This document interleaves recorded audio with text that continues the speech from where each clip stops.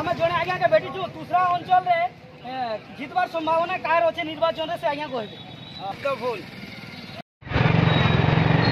आम टिटलागढ़ निर्वाचन मंडली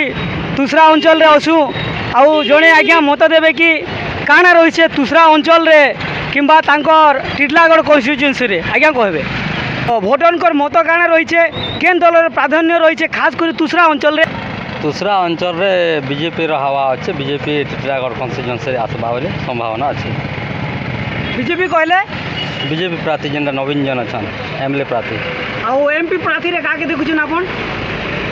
एमपी प्रार्थी रे आमर कांग्रेस जेनटा के मनोज मिश्र हवा रही